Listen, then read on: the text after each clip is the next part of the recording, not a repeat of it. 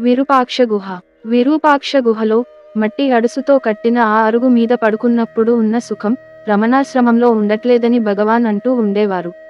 విరూపాక్ష గుహకు ముందున్న వసారాలోని అరుగు భగవానే స్వయంగా కట్టారు. ఆ తర్వాత దానికి సిమెంట్ చేశారు. ఇప్పటికీ ఆ అరుగును విరూపాక్ష గుహలో చూడవచ్చును.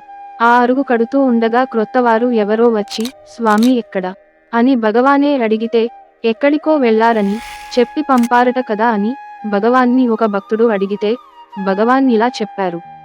ఒకరోజు ఉదయాన్నే రాళ్లు పేర్చి కాళ్లతో మన్ను తొక్కి ఆ అడుసుతో అరుగు వేస్తూ ఉన్నాను. వారెవరో క్రొత్తవారు వచ్చారు.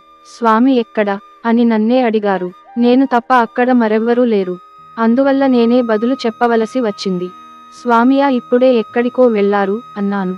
ఎప్పుడు వస్తారని వారంటే ఏమోనన్నాను. ఎంతసేపవునో ఏమోనని వారు కొండదిగిపోతూ ఉంటే, ఎచ్చమ్మ భగవాన్కి సేవ చేసిన వాళ్లలో ఒకరు. శ్రీరమణులకు ప్రతిరోజూ భోజనం పెట్టడం, వాళ్ళు ముసలివాళ్లు అయినా రమణాశ్రమంలో వంట వసతులు ఏర్పడినా స్వయంగా తాము వండి తెచ్చిన భోజనాన్ని మహర్షికి వడ్డించటం మానలేదు. దురదృష్టవశాత్తు ఆమె భర్త, పిల్లలు గతించారు. తనదు కానీ ఏదో గురువు అంతమొందిస్తారని గట్టి నమ్మకముండేది ఆమెకు. శ్రీరమణులనాశ్రయించి ఆమె స్వాంతన పొందారు. ఎదురై విషయానికి అడిగి తెలుసుకుని, స్వామిని నేను చూపిస్తాను రండని వెంటబెట్టుకు వచ్చింది. ఈ లోపల నేను స్నానం చేసి వచ్చి కూర్చున్నాను. పళని స్వామి వాళ్ళు వచ్చారు. ఎచ్చమ్మ అన్నపు గిన్నె లోపల పెట్టి నాకు నమస్కరించి లేచి, ఆ వచ్చిన వారితో, అరుగో వారే స్వామి అన్నది. పాపం వారు తెల్లబోయి నమస్కరించి, స్వామివారు వీరేనా అమ్మా?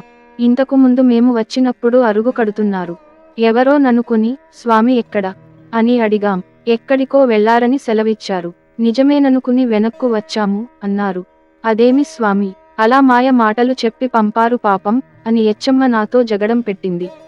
ఓహో సరిపోయింది. నేనే స్వామినని మెడలో బోర్డు కట్టుకునేదా ఏమి అన్నాను. అదొక తమాషా అని భగవాన్ సెలవిచ్చారు. అలాగే ఇంకొకసారి స్వామి తెల్లవారు జామున లేచి తలంతా దుప్పటి కప్పుకుని కూరలు తరుగుతూ కూర్చున్నారు.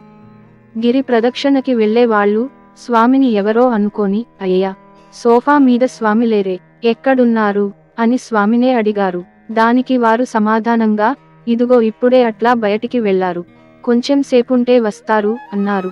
వాళ్ళు వెళ్ళిపోయారు.